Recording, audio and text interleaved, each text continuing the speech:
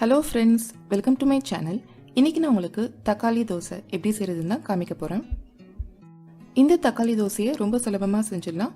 இதுக்கு அரிசியும் பருப்பையும் ஒரு 3 மணி நேரம் ஊற வச்சு அரைச்சி உடனே தோசை சுட ஆரம்பிச்சிடலாம். ஒருவேளை உங்களுக்கு தோசைக்கு மாவு அரைச்சு புளிக்க வைக்க நேரம் இல்லை அப்படின்னா நீங்க கண்டிப்பா இந்த தக்காளி தோசையை ட்ரை பண்ணி பார்க்கலாம். இப்போ இந்த தக்காளி தோசை செய்யறதுக்கு ஒரு பாத்திரத்துல 1/4 கப் அளவுக்கு இட்லி அரிசி எடுத்துக்கோங்க. அடுத்ததா 1/4 கப் அளவுக்கு பச்சரிசி எடுத்துக்கோங்க.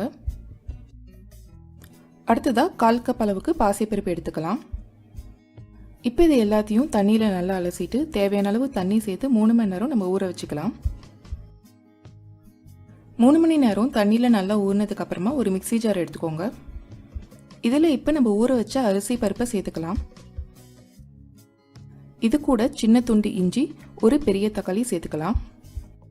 தக்காளி நல்லா பெருசா பழுத்த தக்காளியா இருந்ததுன்னா தக்காளி தோசை ரொம்ப சுவையா இருக்கும். கடைசியா 2 காஞ்ச மிளகாய் சேர்த்து தண்ணி எதுவும் சேர்க்காம நல்லா மையா அரைச்சிக்கலாம்.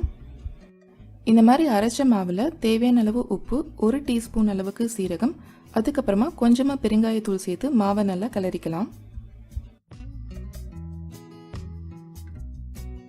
இந்த தக்காளி தோசைக்கு தக்காளி எந்த அளவுக்கு ரெட்டா இருக்கோ அந்த அளவுக்கு தக்காளி தோசை நல்லா ரெட் கலர்ல கிடைக்கும்.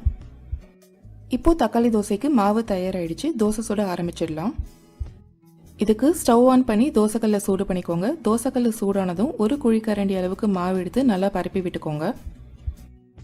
இப்போ தோசைக்கு தேவையான அளவு எண்ணெய் விட்டுக்கலாம். தோசை ஒரு பக்கம் நல்லா பொன்னிறமானதும் அதை திருப்பி போட்டு இன்னொரு பக்கமும் பொன்னிறமாகிற வரைக்கும் வேக விடுங்க.